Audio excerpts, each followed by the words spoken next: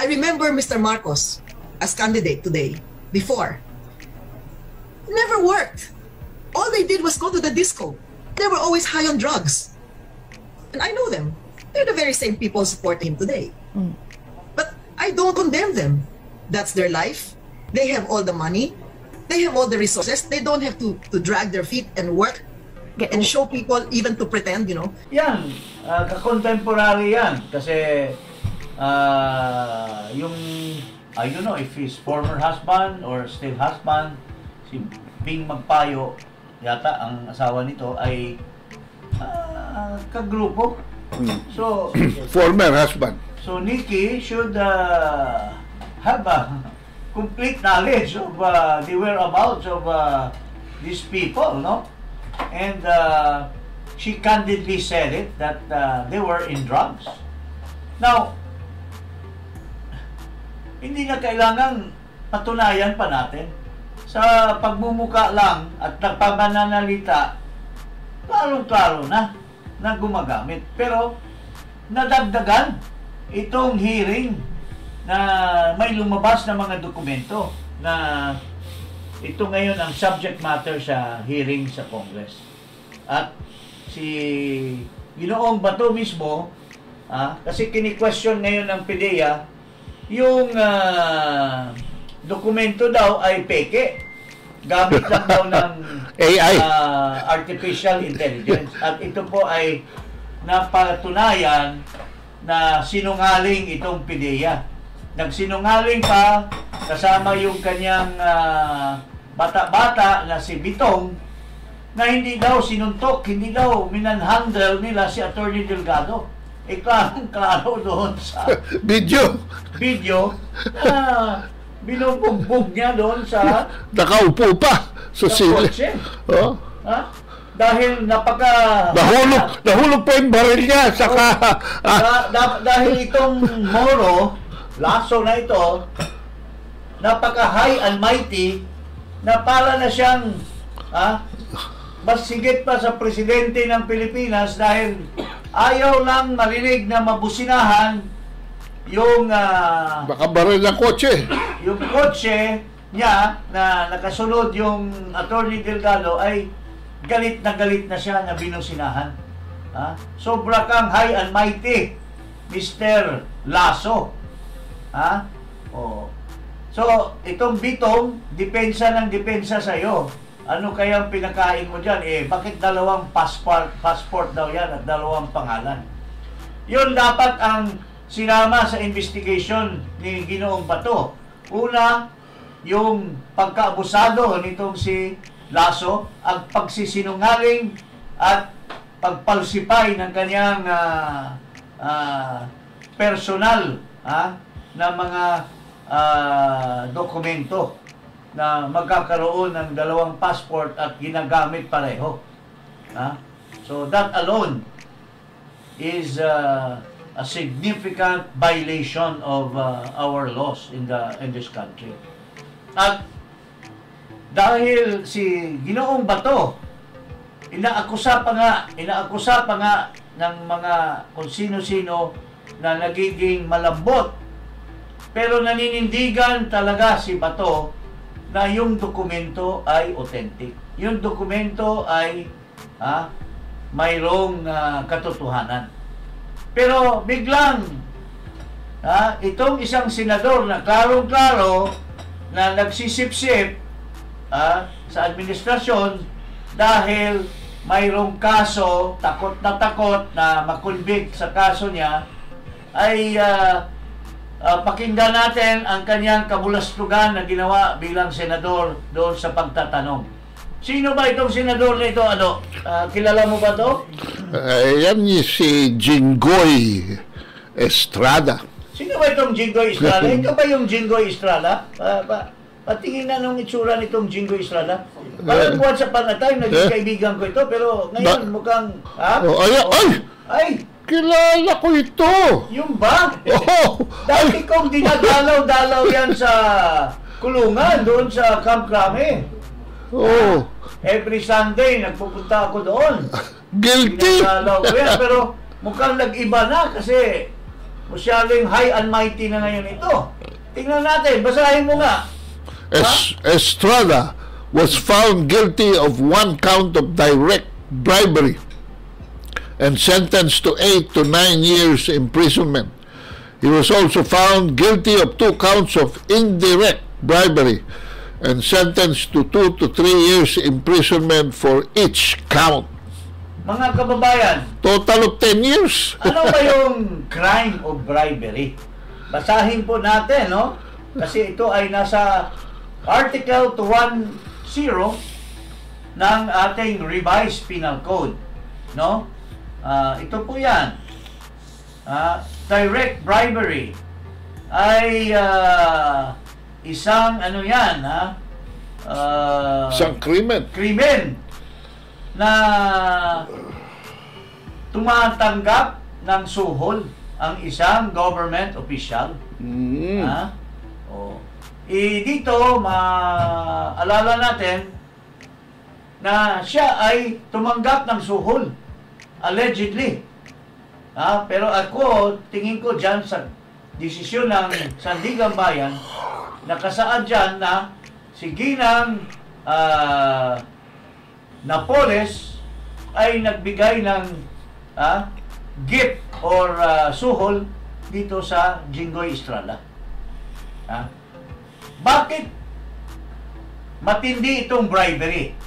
Parang pinapalabas kasi ng media campaign ni Jinggoy Estrada na ang parang naligtas daw siya sa krimen.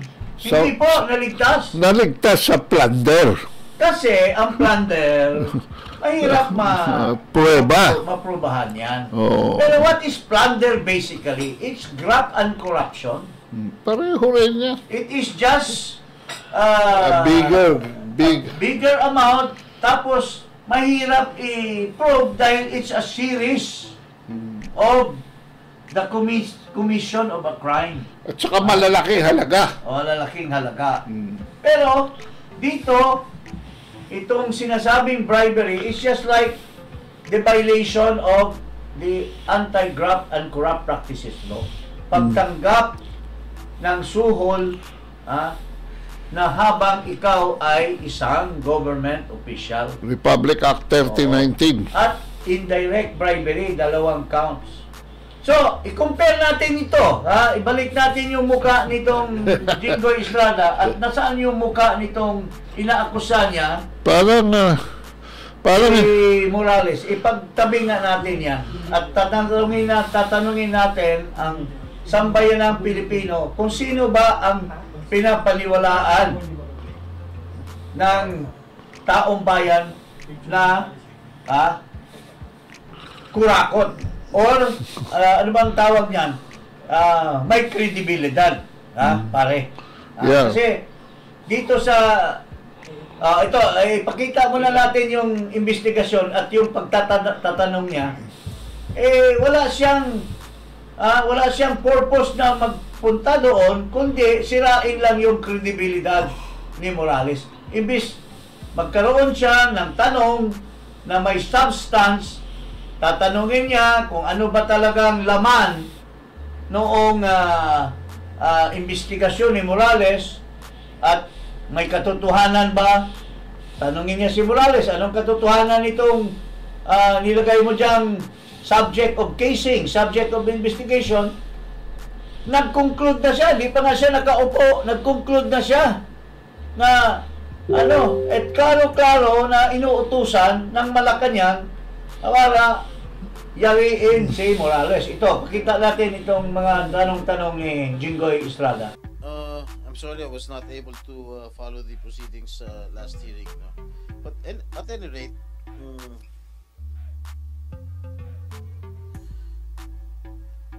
during the last hearing, the authority to operate provides that 7 other personnel of the PIDEA Intelligence and Investigation Service, or IIS, were supposed to join the anti-drug operation against then Bongbong Marcos. Am I correct? Yes, sir.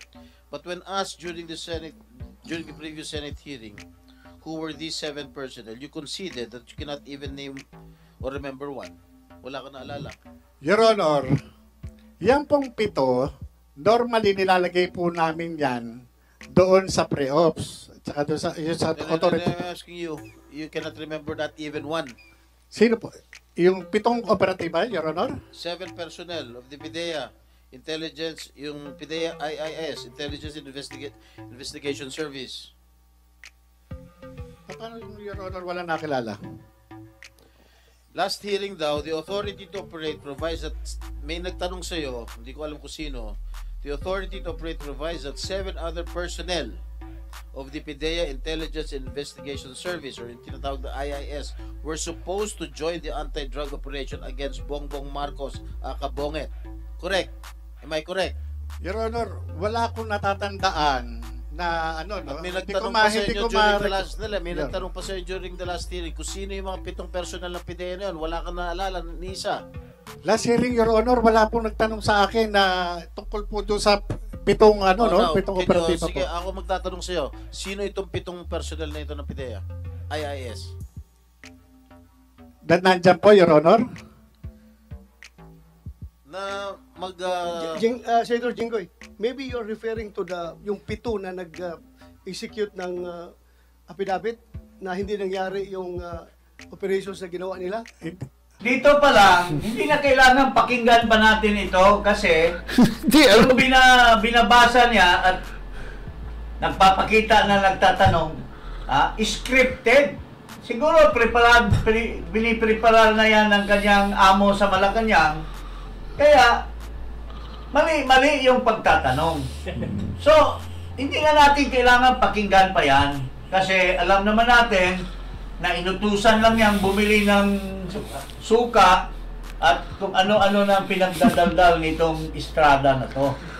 O, tingnan mo nga ang pagmumuka nito, kung sinong pinapaniwalaan nyo. Ito bang muka na ito o itong muka na ito?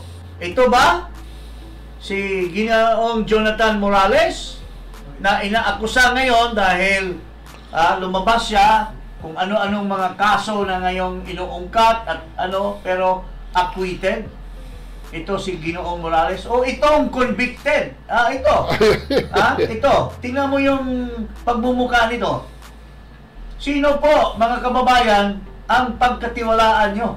Halimbawa, sa isang gabi, naglalakad kayo, nasa lubong nyo. Sino po ang pagkatiwalaan nyo, nasa kluluhan kayo, pagka may gumawa na masamang balak sa inyo? Ito ba? Itong convicted na? Oo. At Found guilty yan. found guilty sa tagal ng nililitis magmula pa noong 10 taon na yata yun. 2015, 2014. Oh. Naging convicted na habang senador pa. Ilang taon nililitis. Pero ito, yung si Calvo na Jonathan Morales, maski nakakalbo na yan, pero pagtiwalaan ba ninyo? Acquitted. Acquitted. Kaya mga kababayan, nakakahiya ang isang senador na nagyayabang na during the election, during the campaign, ako ay matino na gawin ang aking tungkulin bilang senador. Pero utusan lang pala na magbasa ng script at tatanong-tanong. Scripted na yung dala-dala niya na papel. 7 daw na tao na minensyon. Nung kinorek siya, wala palang, hindi pala kasi nagbabasa lang ng script na galing sa Malacanang. Actually, implication niya, kasama ni Morales yung 7 doon sa operations, when actually yung 7 kasama ni Lasso dito sa investigasyon. Kasi scripted yung kanyang papel. Grabe. Kaya doon pa lang sa opening statement niya, ang taong bayan ay wag na dapat na makinig dito. Kasi hindi naman galing sa puso at diwa niya yan. Tapos Nakilala ko yan ang matino na tao. Pero ngayon, dahil nga na-convicted, syempre, mga kababayan, utos-utusan na lang yan kasi takot na yung kanyang motion for reconsideration ay yayariin ng mga may puder dyan sa Malacanang, babaliktad ang Sandigang Bayan at itutuloy yung kanyang conviction. Yun ang katotohanan dyan. Kaya takot na takot siya at kung anong inuutos ng Malacanang ay susundin niya at dala-dala niya yung script ng Malacanang kung anong itatanong, mga kababayan. Yun ang katotohanan. Pasensya na po, my dear friend. Kasi po, ito po sinasabi natin, maninindigan po tayo sa taong bayan. Walang kaibigan-kaibigan dito ngayon. We stand here as a true Filipino. And we are not, if we are not being true Filipino, we are being traitor to the Filipino people, siyempre makakasagupa mo yung mga tunay na Pilipino. Di ba, paring Ado? Correct. So, ito, ipapatuloy natin, ito po ang matinding revelation. Itong panunuhol, attempt nitong, ito, kaibigan ko ito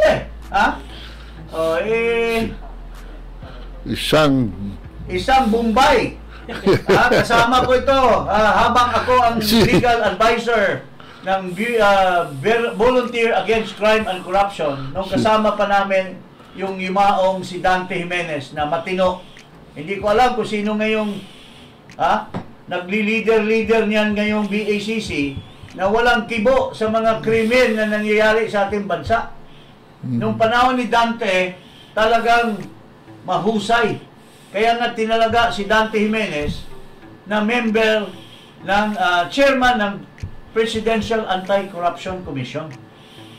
Pero ito ngayong namamahala at lalo na itong tresurero, nagiging utusan sa pag-commit ng krimen.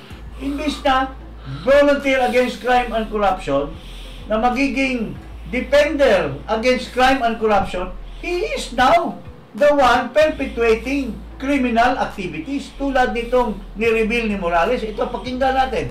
May nagpunta sa akin sa bahay. Ito po ay inaayos ako. Allegedly, by the camp of a certain James Kumar and Lisa Marcos through a common friend named Eric Santiago alias Picoy. Ang pagkakaalam ko po dito, taga-Napolcom po ito. At ang kapatid po nito, isang PIDEA Drug Enforcement Officer. Nakuha po sa bahay ng CCTV yung kanyang kasi naka-video call po At ako, ayon, di umano, ito si James Kumar, interesado sa akin at naging subject ng kanilang three-way conversation na ako wag nang magsalita. Ngayon, nagkaroon pa ng mga series of communication. Kahit ano ang hilingin ko, wag na akong tumuloy dito sa hearing na ito ngayong May 7. Kung hindi ka tumuloy, papahuli rin kita. Yes, Your Honor. Alam ko naman po. Kita. Kung hindi ka nagbiro pa nga ako, Your Honor. Ang gusto ko, loto. Walang problema. Yan ang inaantay. Yan ang inaantay ni Lam. Your Honor, kuha po yan. Yung conversation na yan. Sandali, bagong revelation yan. Yes, Your Honor. Nung atrenta na after ng hearing natin dito sa Senado, May 1, may nagpunta po sa akin. At yun nga, yung tumawag yung Eric Santiago, video call. Kaya nga, sabi ko, teka muna, hindi ako nag-ano dun sa video call. Yung nga sinasabi, yung certain Kumar, James Kumar, allegedly, yung Bombay, sabi nga Bombay. Sabi ko, ano kinalaman ng Bombay? Ba't ako kakausapin ng Bombay? Hindi ko po kilala itong James Kumar na to. Kilala ko yan. Ako po. Kilala ko. Opo. Kumusay, are you sure of your statements, ha? Yes, Sir Honor. Kahit po patawag natin, yung Eric Santiago, ng pagkakaalam ko, taga-Napolcom. Kumusay, you invite James Kumar and yung isa, Eric Santiago? Opo. Tsaka yung isa pa raw kausap, allegedly, ito po allegedly si Lisa Marcos, ito po yung lam. Sandali, si puro ka allegedly. Sino ang nakausap? Kasi mo po, talaga? yung Eric Santiago po ang nagsasabi. Sinabihan Interesado. Opo, sinabihan ako na yung Kumar interesado sa akin. Personal kayo nag-usap o cellphone? Yung po yung nagpunta po sa akin, naka-video call po sila. Sino yung nagpunta sa'yo? Si Romy Enriquez po. Romy Enriquez. Kumsik, take note. Pumunta sa'yo, naka-video call. Yes, Your Honor. Pinadinig niya sa akin. Sinong nagsalita doon sa video call? Yung pong si Eric Santiago. Anong sabi ni Eric Santiago? Ayun, interesado raw sa akin si James Kumar. Ang gusto pa nga, Your Honor, kausapin ako kung saan ko gusto sa labas. Ang sabi ko naman, hindi, dito na lang sa bahay, dito ako kakausapin. Ngayon, bumalik sa kanya ng usap, itong si Picoyo, si Eric Santiago, at sinabi, teka muna, baka raw tad ng CCTV yung bahay nun. Mahirap. Kung mga puro kasinungalingan lamang ito na binibring up na itong Marcos ay under surveillance at may mga pictures na nagpupulburon, ay haka-haka lang, bakit mag-a-attempt na iba-bribe itong taong ito? Why would they be interested? They would just laugh away these allegations. But the fact that there are attempts, and this James Kumar is a big contributor. Nakakahiya kayo sa BACC kung katotohanan naman to. Lahat ng mga efforts namin ni Ferdy Topacio, kasama si Larry Gadon dyan, na magkasama kami noon. Kasama si Manuel Luna, kasama namin si Dante Jimenez, si Malyari. Ito po ang mga matitino na mga member ng BACC noon. At ito si Kumar, sinasabi pa niya sa amin, na-kidnap daw siya or na-ambush daw siya, ganyan-ganyan. Tapos bigla ngayon, imbis na volunteer against crime and corruption, he is now a volunteer to commit corruption. Nakakahiya naman ang BACC. Ewan ko, yung kaibigan ko dyan si ng pangalan nito, namatay kasi yung isang matino din dyan nagkasama namin sa BACC. Pero yung si Cory Quirino mukhang matino din yun, pero mukhang tinalsik nila si Cory Quirino. Pero anong pruweba natin na kakilala ito ni James Kumar, ito si Nalisa, si BBM, si Chis Escudero, tsaka si Jinggoy? Unang-una, punta ka sa COMELEC, isa sa mga number one campaign contributor, ito si James Kumar. On record? Sa kampanya ni Marcos. On record. Magkauni lang ito. Doon sa picture, kita-kita na. Natin, picture. Kaibigan pa ni Jingo Estrada ito Wow! Ayan, sarap ng tawanan nila Chis Escudero, nagsasalita din si Chis Mukhang, hindi ko naman sinasabing kasabwat din si Chis dyan. Wala yatang dalang script si Chis nung nagsalita. Kasama niya yung kuting at yung cute. Si Cute. Nandun si Cute. Talagang mukhang tirador ito ni Cute. Ito si James Kumar ako ay talagang nasa shock. Kasi nung magkasama tayo sa BACC, I've always thought, mga kababayan, matino ito si James Kumar. He will not, Mukha influence peddler dito influence peddler na. Dati, matino ito